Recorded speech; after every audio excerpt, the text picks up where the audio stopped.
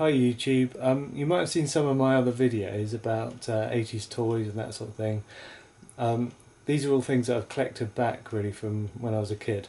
Some of them I had still in my parents' attic from when I was a child, but most of them I've kind of ended up having to buy back, unfortunately. So I'm just going to show you tonight some Gremlins. So if you look down here. Now I know there was a lot in this range, but I just wanted to show you these particular ones because these are the actual ones that I remember owning when I was a child. So here we've got a little Gizmo as a keyring. He's nice. I definitely can remember him really vividly. These three here, I really love the package for these. Quite often I just buy loose figures, but these packages I just thought were so great. I thought I've got to try and get them in their packet. Although it's not a perfect packet, it shows, you know, it's got all these things here like rules. You know, don't ever get them wet. Keep them out of bright light. It will kill them. But most important, no matter how much they cry, no matter how much they beg, never, never feed them after midnight. It's just really nice that it's got that on the box. And these little illustrations as well.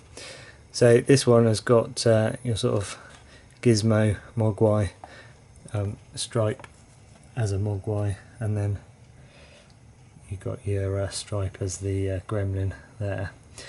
And when I was a kid, I was one of these kids who like really looked after their toys.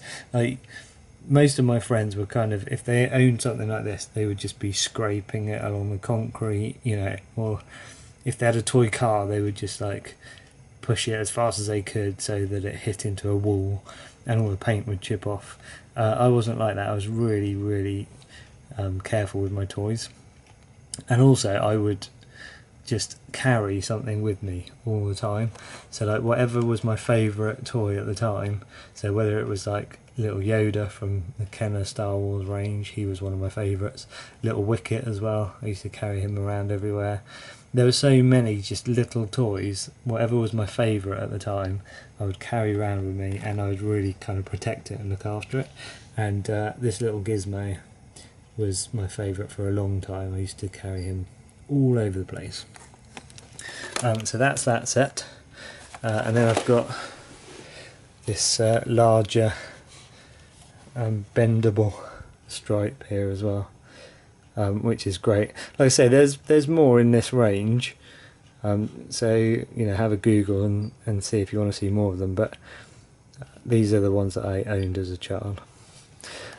So I think I owned these way before I ever got to watch the movie Gremlins, and this has inspired me recently because I make quite a lot of models as well. So just show you this guy. Okay, so this is a stripe that I've just finished making. I've done another video on the sort of well, I've done quite a few videos of the various stages through the sculpt. So if you want to have a look at those, you know, look back at my other videos, or hit subscribe, and then you'll see anything that I make in the future as well. But this guy ended up taking me a long time. I put a lot of effort into him. But this is purely because I just love Gremlins, and I guess it all comes from me owning these ones as a child, and then obviously watching the movie and loving the movie, and that's what's led to me making that huge stripe, who weighs about 2 stone. Okay, so thanks for watching. I know there aren't many toys here for you to look at, but hopefully some of you had these as a child, and this just brings back memories for you, like it does every time I look at these or pick them up.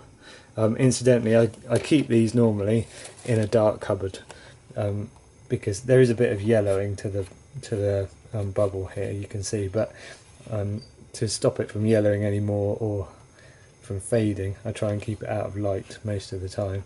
So yeah, they're in the dark usually. Cool, thanks for watching, and I will see you in the next video.